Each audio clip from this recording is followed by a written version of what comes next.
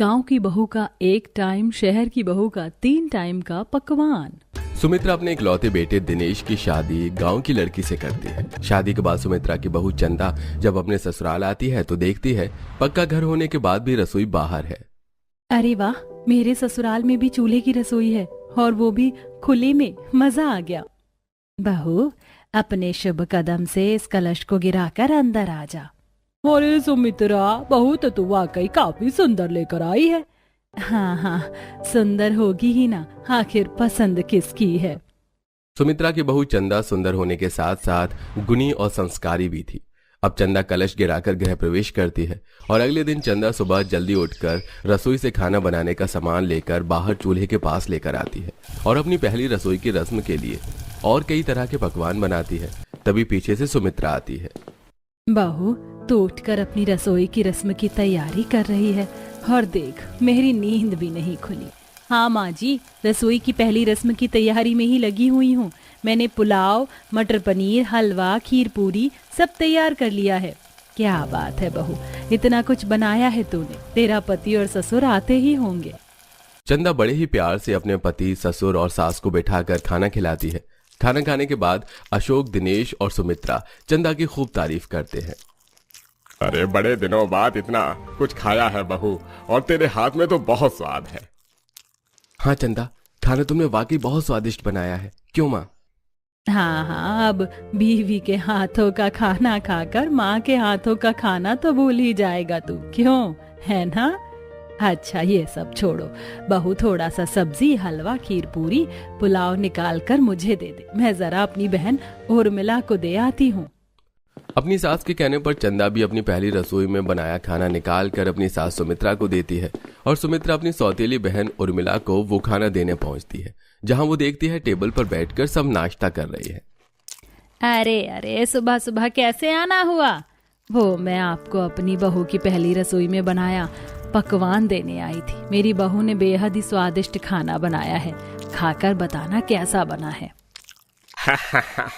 सुमित्रा बहू ले आई, अब तो तुम भी सा बन गई। वैसे खाने से खुशबू तो अच्छी आ रही है, क्यों, है ना उर्मिला?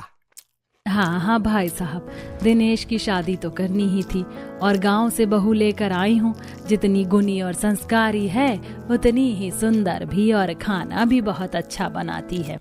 अब खाने का प्लेट टेबल पर रख भी दे, खड़ी तो ऐसे है जैसे खिला कर जाएगी। उर्मिला के कहने से सुमित्रा खाना रखकर चली जाती है। उर्मिला और सुमित्रा दोनों ही सौतेली बहनें थी, इसलिए उनकी ज्यादा नहीं बनती थी। जहां सौतेली बेटी होने की वजह से सुमित्रा को कम पढ़ाया लिखाया गया और मिडिल क्लास घर में ब्याह किया गया, वहीं उर्मिला को अच्छी शिक्षा मिली और उसकी अमीर घर में शादी हुई। कुछ तो शर्म कर लो, सुमित्रा ने अपने बेटे की शादी भी कर ली। तुम अपने बेटे की शादी की सोचोगे भी या नहीं? अरे कैसी बातें करती हो तुम। कहो तो आज ही सुमित की शादी की बात चला देता हूँ और जल्द ही सुमित की भी शादी कर देते हैं। फिर तुम सास और मैं बन जाऊंगा ससुर। घनश्याम और उर्मिला भी पंडित जी से अब अपने बेटे सुमित की शादी की बातचीत चलाते हैं और बातचीत के दौरान उन्हें अच्छी शहरी घर का रिश्ता भी मिल जाता है। अब देरी किस बात की थी? उर्मिला भी अपने बेटे सुमित की शादी शहरी लड़की से कर उसे घर ले आती है और अगले दिन नंदिनी जब अपने कमरे में बैठी थी तो उर्मिला आती है। बहू, कल तेरी पहली रसोई है, तू खाने में कुछ अच्छा बना लेना। जी माँ जी, जैसा आप कहें। उर्मिला को अपनी शहरी बहू से बहुत उम्मीद थी कि पहली रसोई में वो कुछ ऐसा बनाएगी कि सभी उंगलियां चाटते रह जाएंगे। अब अगली सुबह करीब 10 बजे तक नंदिनी उठती ही नहीं है और नेहा अपने कमरे में बैठी उर्मिला के पास जाकर उसकी शिकायत करती है। अरे माँ, मैंने भाभी को उठाया था लेकिन लगता नहीं वो उठने वाली हैं। अब तक तो उठकर उन्हें किचन में होना चाहिए था। आज उनकी पहली रसोई की रस्म है। ठीक है, मैं ही उसे उठाकर लाती हूँ, ऐसे वो बात नहीं मानेगी। कुछ देर बाद उर्मिला अपनी बहू को उठाने जाती है और अपनी सास को देखकर नंदिनी भी झटपट उठकर नहा धोकर किचन में पहुंचती है। पहले से तो लेट हो ही चुका था, लेकिन नंदिनी करीब कुछ ही मिनट में हाथ में डिश बाउल लेकर डाइनिंग टेबल की तरफ बढ़ती है, जो कि ढक्कन से ढका हुआ था, और लाकर इसे टेबल पर रखती है। अरे भाभी, कुछ जल्दी खाना तैयार नहीं हो गया? हाँ, वही तो मैं भी सोच रहा हूँ। वैसे खुशबू तो अच्छी आ रही है। अब जैसे ही नेहा उस बाउल के ढक्कन को उठाती है तो वो देखती है कि उसमें मैगी बनाकर उसकी भाभी लेकर आई है। क्या बात है भाभी, तभी तो मैं कहूँ आपका खाना झटपट कैसे बन गया। अरे मैगी बनाई है। मैंने सोचा इतनी जल्दी क्या बना लिया होगा तुमने। बाहू, ये क्या बनाया है तूने? आज तेरी पहली रसोई की रस्म है, तो इसमें तुझे कुछ मीठा बनाना था या फिर कुछ अच्छा बना लिया होता।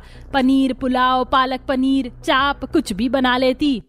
माँ जी, सुबह का खाना जितना हल्का हो उतना अच्छा है। उर्मिला अपनी बहू को कुछ नहीं कहती क्योंकि सुमित और नेहा बड़े ही चाव से मैगी खा रहे होते हैं। ये देखकर उर्मिला और घनश्याम भी अपनी बहू का बनाया हुआ मैगी खा ही रहे होते हैं। तभी वहां सुमित्रा आती है। अरे उर्मिला, कहाँ है? लगता है गलत टाइम पर आ गई हूँ मैं तो तेरी बहू देखने आई थी। सुना है अपने बेटे के लिए शहर की बहू लाई है। अरे इसे भी इसी समय आना था क्या? अब इससे क्या कहेंगे कि मेरी बहू ने अपनी पहली रसोई में मैगी बनाया है। इसकी बहू ने तो कितना कुछ बनाया था और ये अपने हाथों से देने आई थी। क्या बात है, लगता है मेरे आने से खुश नहीं हो बहन। चलो ठीक है, मैं बाद में आती हूँ। सुमित्रा जैसे ही जाने के लिए मुड़ती है वैसे ही उर्मिला उसे रोक लेती है। अरे नहीं नहीं सुमित्रा, आ बैठ। बहू ने अपनी पहली रसोई में जो कुछ बनाया है तू भी खा ले। वैसे बहू ने बनाया क्या है? अरे तू तो जानती है, हमेशा से पहली रसोई की रस्म में कुछ मीठा बनाया जाता है। पूरी सब्जी पुलाव यही सब बनाया जाता है। लेकिन मेरी बहू ने सबका दिल खुश कर दिया ये मसालेदार मैगी बनाकर। हाँ हाँ, वाकई मैगी बहुत अच्छी है। आप भी खाकर देखो, मजा आ जाएगा। सुमित्रा को जब पता चलता है कि उर्मिला की शहरी बहू ने अपनी पहली रसोई में मैगी बनाई है और उसे खाकर सब खुश हैं, तो उसे थोड़ा अजीब लगता है कि उसकी बहू भी ऐसा कुछ बना सकती थी। लेकिन उसने जो भी बनाया अच्छा बनाया। अब उसने भी वो मैगी खाई जो उसे अच्छी लगी। ऐसे ही एक दिन जब सुमित्रा का परिवार खाना खाने के लिए बैठा तो चंदा सारा खाना लगा रही थी। बहू, तुझे पता है उर्मिला की बहू ने अपनी पहली रसोई में सबके लिए मसालेदार मैगी बनाई थी। बनी तो ठीक थी। अरे मैगी खाकर भला किसी का पेट भरता है? और उनका तो भर भी जाता होगा। पूरे दिन ऑफिस में कुर्सी पर बैठे रहते हैं, लेकिन हम खेत में काम करने वाले भर पेट खाना न खाओ तो हाथ पांव नहीं चलते। चंदा, खुशबू तो अच्छी आ रही है। क्या बनाया है तुमने? आम की चटनी, दाल चावल, पापड़, आलू का भरता, परवल की सब्जी, प्याज और आलू के पकौड़े और रायता बनाया है, और साथ में ये रोटियां। खेत में मेहनत करने के बाद इतना अच्छा खाना मिल जाए तो बस आत्मा तृप्त हो जाती है। जल्दी दे बहू मुझे भी। सुमित्रा का परिवार खेती बाड़ी करके अपना घर चला रहा था। वहीं उर्मिला के बेटे और पति अच्छी सी कंपनी में नौकरी करते थे। ऐसी एक सुबह नंदिनी किचन में खड़ी होकर वेज सैंडविच बना रही थी और साथ में दूध भी गर्म हो रहा था। वहीं उर्मिला का परिवार टेबल पर बैठकर नाश्ते का इंतजार कर रहा था। अरे ऑफिस के लिए लेट हो रहा हूँ, लगता है अब तक कुछ नहीं बना है। बहू, कहाँ रह गई है तू? सुमित और तेरे ससुर को ऑफिस जाने में लेट होगा, थोड़ा जल्दी नाश्ता लगा दिया कर। नंदिनी भी अपनी सास और पति को आवाज सुनने के बाद ट्रे में सैंडविच और गर्मा गर्म दूध लेकर आती है। देखा माँ, ऐसा खाना मिल जाए तो सुबह की शुरुआत ही अच्छी होती है। अरे भाभी, आपके आने के बाद ये सब खाने को भी मिल रहा है, वरना तो माँ तो बस रोटी सब्जी दाल सोयाबीन न जाने क्या क्या खिलाती थी। अरे दादा रे दादा, इससे पेट भरेगा तुम लोगों का? ये कोई खाने की चीज है? सुबह का नाश्ता इतना हल्का होगा तो शरीर में कमजोरी होगी। अरे जाने भी दो, अब हल्का खाना ही ठीक है, कोई बात नहीं। वैसे बहू तेरे हाथों का सैंडविच अच्छा ही बना है। उर्मिला को अपनी बहू का ये खान पान बनाने का तरीका बिल्कुल भी पसंद नहीं आ रहा था, लेकिन ससुर नेहा और सुमित ये सब खाकर चले जाते हैं। वहीं देर शाम उर्मिला और सुमित्रा बाजार जाते वक्त आपस में टकरा जाते हैं। अरे मेरी बहू के बारे में क्या कहूँ, जब से आई है घर को तो स्वर्ग बना दिया उसने। सही मायने में कहूँ तो लक्ष्मी है लक्ष्मी। जहाँ मैं एक रोटी सब्जी में बिस्तर पकड़ लेती थी, वहीं वो कई तरह की सब्जी रोटी चावल दाल सब कुछ बना लेती है, वो भी झटपट और तीनों टाइम। सच कह रही हो सुमित्रा बहन?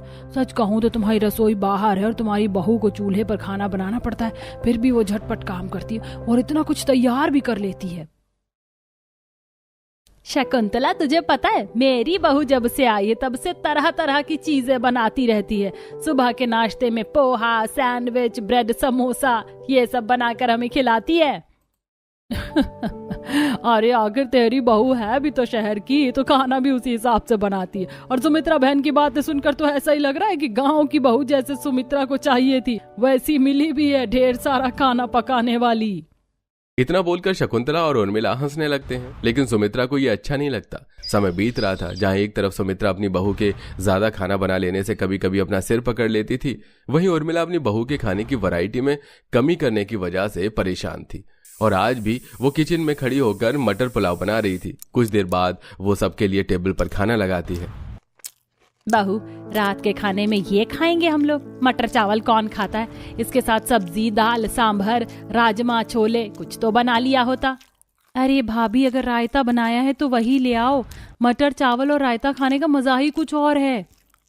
ये नहीं थी तब मैं कई तरह की सब्जी, रोटी, चावल, मीठे में खीर, हलवा सब बना लेती थी, लेकिन जब से ये आई है तब से तो ये रोटी बनाती है तो चावल नहीं, चावल बनाती है तो रोटी नहीं, एक सब्जी बनाती है तो दूसरी नहीं। ये चावल तो मेरे गले में ही अटक रहा है। आहा, बहू एक गिलास पानी भी दे दे। इस मटर वाले चावल के साथ पानी पी लेता हूँ। वहीं देर रात डिनर में सुमित्रा के घर। बहू, खाना लगा दे, सभी खाना खाने के लिए बैठे हैं। सास की आवाज सुनकर चंदा बाहर चूल्हे पर से खाने का बाउल में करके एक एक करके ससुराल वालों को सामने रख देती है। अरे क्या बात है, इतना कुछ बनाया है? जी, दाल, राजमा, आलू बैंगन की सब्जी, रोटी, चावल, चटनी, ससुर जी की पसंद का बैंगन का भरता, आपकी पसंद का सोयाबीन की सब्जी, सब बनाया है। रात के वक्त इतना खाना बनाने की क्या जरूरत थी? अगर बच गया तो वही सुबह खाना पड़ेगा, और उनका अपमान भी तो सही नहीं है। ये समझती क्यों नहीं है? दिनेश और अशोक बड़े ही चाव के साथ खाना खाते हैं। खाना काफी टेस्टी भी होता है। दिनेश, अशोक चंदा के हाथ का खाना खाकर चंदा की तारीफ करते हैं, लेकिन सुमित्रा ये सब देखकर अंदर ही अंदर कोस रही थी। अब अगले दिन, तुझे मैंने सब्जी रोटी बनाने के लिए कहा तो तूने एक सब्जी ही बनाई। इसके अलावा भी तू 1-2 सब्जी और बना सकती थी।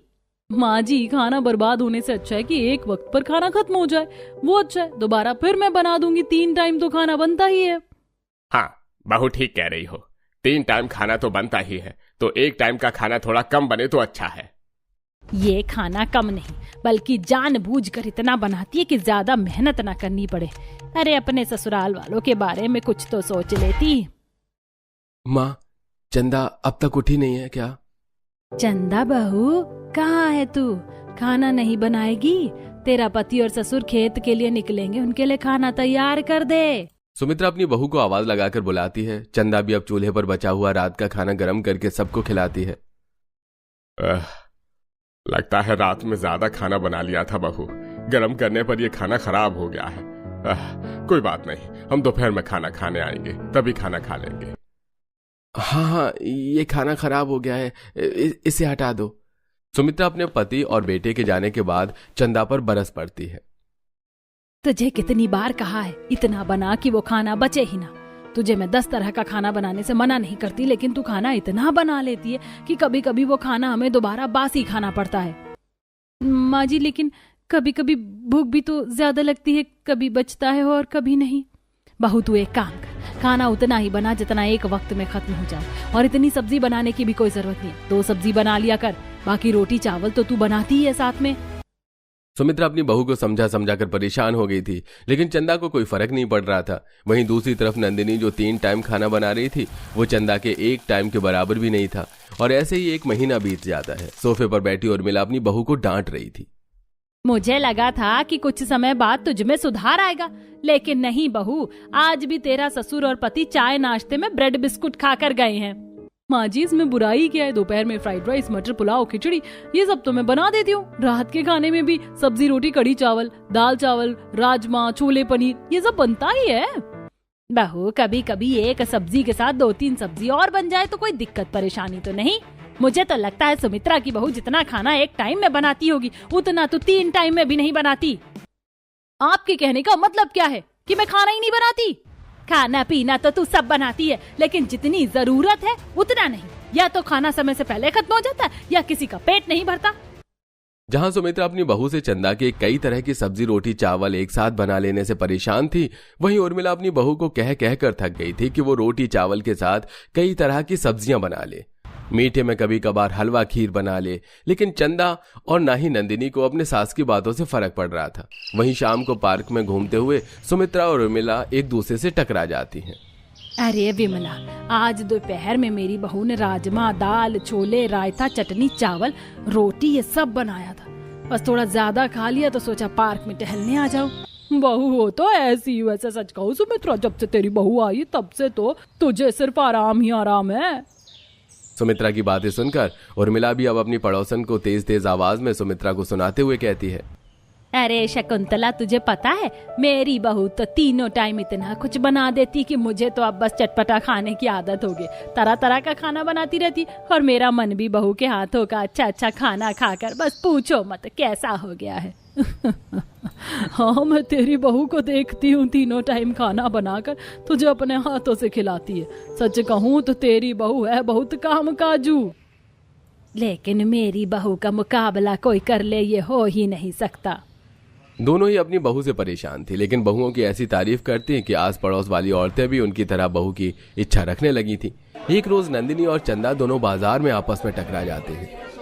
अरे चंदा, तू कैसी है? आजकल तो तेरी खूब तारीफें सुनने को मिल रही है सासू माँ के मुंह से। माँ जी कह रही थी कि तू तरह तरह का खाना एक टाइम पर ही बना लेती है। तेरी सास भी तुझसे बहुत खुश है। तारीफ तो मेरी माँ जी भी तुम्हारी खूब कर रही थी। कह रही थी कि नंदनी ने तो अपनी सास को और ससुराल वालों को खूब खुश कर रखा है। हर तरह का खाना बनाती है, सैंडविच, पोहा, तरह तरह की सब्जी, वो भी 3 टाइम।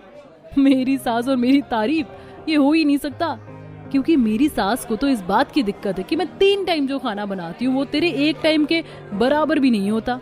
और मेरी सास को भी 7 से 8 तरह का खाना बनाना पसंद नहीं। उनका कहना है कि अगर 4 सब्जी बन रही है तो 2 सब्जी कम कर दूं। लेकिन मेरे ससुर और पति थक कर काम पर से आते हैं तो उन्हें ये सब अच्छा लगता है खाने में। दोनों काफी देर बातचीत करते हैं और उन्हें पता चलता है कि दोनों की सासें अपनी अपनी बहुओं से परेशान हैं। ठीक है, फिर हमें अपनी अपनी सासों को सबक तो सिखाना होगा, क्योंकि हम उनके लिए जितना कर रहे हैं उतना ही कम है। हाँ ठीक है, हम अपने प्लान के मुताबिक वो करेंगे जो हमारी सासें चाहती है। चंदा और नंदिनी की यह पहली मुलाकात इन बातों ही बातों में कई राज खोलती है। और जब दोनों को पता चलता है कि उनकी सास उनके इतने प्यार और मेहनत से खाना बनाने के बाद भी उनसे खुश नहीं है, तो ऐसे में दोनों प्लान बनाती हैं और अगले दिन दोनों अपना खाना बनाने का तरीका अदला बदली कर लेती हैं। बहू, जल्दी खाना लगा दे। बहू, और सब्जी कहाँ है? आज बस यही बनाई है क्या? हाँ, आज एक ही सब्जी बनाई है और ये रोटी। अचानक से क्या हो गया? सब्जी नहीं थी क्या? और चटनी रायता कुछ भी नहीं बनाया? नहीं नहीं, कई दिन तो खाना बच जाने की वजह से खराब हो जाता है, तो कई बार तो माँ जी भी खाना बर्बाद ना हो इस वजह से ज्यादा खा लेती हैं, तो उनकी तबीयत बिगड़ जाती है। इसलिए मैंने सोचा अन्न का अपमान नहीं करना चाहिए। लेकिन ये अचानक कैसे हुआ? मैं तो कई दिन से समझा रही हूँ। चलो सही है, देर से ही सही, अकल तो आई। अशोक और दिनेश सब्जी कम होने की वजह से कम रोटी खाकर, चावल खाकर खेत में काम करने के लिए निकल जाते हैं। वहीं दूसरी तरफ नंदिनी कई तरह की सब्जी, रोटी, दाल, बिरयानी, चटनी सब बनाकर डाइनिंग टेबल पर लगा देती है। अरे क्या बात है, बैंगन का भरता, आलू की सब्जी, रायता, चटनी, रोटी, चावल, और ये कई तरह की सब्जी। लगता है कोई खास दिन है आज। बिल्कुल भी नहीं पिताजी, मैंने सोचा काफी दिनों से मैं एक ही तरह की सब्जी, चावल, दाल, राजमा, छोले ये सब बना रही हूँ, इसीलिए अब से मैं 2-3 तरह की सब्जी, चावल, दाल, चटनी, रायता, जो कुछ आप लोगों को पसंद होगा वही बनाऊंगी। ये चमत्कार कैसे हुआ बहू? सच कहूँ तो मुझे विश्वास नहीं हो रहा कि इतना कुछ तूने बनाया, वो भी रसोई में इतनी मेहनत करके। बनाया तो मैंने ही है माँ जी, अब आप विश्वास करें या ना करें। जहाँ एक तरफ घर के बाहर की रसोई में चंदा सभी के लिए ढेर सारा खाना बनाती है, तब भी उसकी सास उसे सुना दिया करती थी। लेकिन अब जब वो एक तरह की सब्जी, रोटी या फिर चावल, दाल बनाकर इस रसोई में अपने ससुराल वालों को बनाकर खिला रही थी, तो उसके काम और आसान हो गया था। ऐसे ही दिन गुजरते हैं। अरे आज मेरा पेट बहुत भारी है, ऑफिस जाने का बिल्कुल मन नहीं है। हाँ, मैं ऑफिस बिल्कुल भी नहीं जाने वाला। ऐसा खाना खाकर तो बिल्कुल भी नहीं। जब मैं घंटे बैठता हूँ तो ऐसा लगता है कि मैं लंच ही नहीं कर पाऊंगा। उर्मिला देखती है कि धीरे धीरे घनश्याम और सुमित का लंच डिनर करना कम हो गया है, क्योंकि सुबह सुबह वो कई तरह की सब्जी, रोटी, चावल जैसा हैवी खाना खाकर जब ऑफिस जाकर कुर्सी पर बैठते तो उनकी भूख और भी ज्यादा मर जाती थी। वहीं सुमित्रा के घर आज भी एक ही सब्जी बनाई है। अरे खेत से कितनी सारी हरी सब्जियां लाता हूँ, कुछ और भी बना लिया करो। तुम्हें पता है पिताजी को कितनी कमजोरी महसूस हो रही है पिछले दिनों से। क्या हुआ तेरे पिताजी को? ना तूने बताया ना उन्होंने कुछ बताया। अरे कुछ नहीं, हरी सब्जियां खाता हूँ तो शरीर में थोड़ी ताकत आती है। और तुम तो जानती हो, पिछले कुछ समय से बहू एक ही तरह की सब्जी, दाल, रोटी, चावल बना रही है। कोई बात तो नहीं है बहू? अच्छा तुम कहो तो मैं तुम्हारे लिए कई तरह की सब्जी, दाल, रोटी बनवा दूंगी। अरे सुमित्रा, तुम्हें पता है ना, खेत में काम करने वाले लोगों को भूख ज्यादा लगती है और इतने खाने से कुछ नहीं होता। सुमित्रा पिछले कई दिनों से देख रही थी कि उसकी बहू उसके कहे अनुसार कम खाना बना रही है। कभी कभी तो रोटी भी कम पड़ जाती, जिस वजह से दिनेश और अशोक को आधा पेट खाना खाकर खेत में काम करने जाना पड़ता। तो वो बाहर खाना बना रही हो बहू से कहती है, बहू कोई बात है तो बता, तुझे पिछले कई दिनों से देख रही हूँ, रोटी, सब्जी, चावल, दाल ऐसा ही खाना बना रही है। पहले कितना अच्छा तू कई प्रकार का खाना बना दिया करती थी। कभी तेरे ससुर ने शिकायत नहीं की। पिछले कुछ दिनों से उनकी तबीयत ठीक नहीं लग रही। उन्होंने खुद बोला, माँ जी आपको याद है, बड़े ही प्यार से मैं इस रसोई में गर्मी में सभी के लिए कई तरह की सब्जी, रोटी, चावल, दाल सब कुछ बनाती थी। हाँ, कभी कभी थोड़ा ज्यादा बन जाता था तो वो बर्बाद हो जाता था। उसी बात का मुझे दुख भी था। मैंने सब कुछ मैनेज करना सीख भी लिया, लेकिन आप मुझे हर दिन सुनाती थी। अरे बहू, मैंने ही तुझे कहा था कि इतनी तरह की सब्जी, दाल, चावल, रोटी एक साथ बनाने की क्या जरूरत है। लेकिन जब से तू आई है तब से तेरे ससुर ने खाने में रुचि भी दिखाई है। वरना उन्हें पहले भी काफी कमजोरी होती थी जब वो मेरे हाथ का खाना खाते थे, और ऐसा ही अब उन्हें कुछ दिनों से हो रहा है। तू पहले जैसा खाना बनाती थी वैसा ही बना। सुमित्रा को तो एहसास हो गया था कि उसकी बहू उसके परिवार के लिए कितनी परेशानी से कई तरह की सब्जी, रोटी, चावल बनाती थी, लेकिन उसकी उन्हें कदर नहीं थी। वहीं दूसरी तरफ उर्मिला को भी सबक मिल रहा था और वो किचन में खाना बना रही अपनी बहू से कहती है, बहू तो कुछ दिनों से कुछ ज्यादा ही खाना बना रही है, और खाना ज्यादा बनने की वजह से सुमित और तेरे ससुर थोड़ा ज्यादा खाना खा लेते हैं, और ये खाना उनके लिए काफी हैवी होता है। लेकिन इसमें बुराई क्या है माँ जी? आपने ही तो कहा था थोड़ा 2-4 तरह की सब्जियां बना लिया कर, चटनी, रायता बना लिया कर। बस मैं तो आपके कहे अनुसार चल रही थी। कहा तो मैंने ही था, लेकिन अब मैं ही कह रही हूँ, तेरे ससुर और पति का काम ही कुर्सी पर बैठे रहना है। इतना हैवी खाना खाकर वो काम नहीं कर पाते, या रात का खाना नहीं खाते, कभी कभी लंच भी नहीं कर पाते। तू जो कुछ बना रही थी हल्का फुल्का 3 टाइम, वही अच्छा था। नंदिनी और चंदा का प्लान काम कर जाता है और दोनों ही अपनी सास को सबक सिखाने में भी कामयाब होती हैं।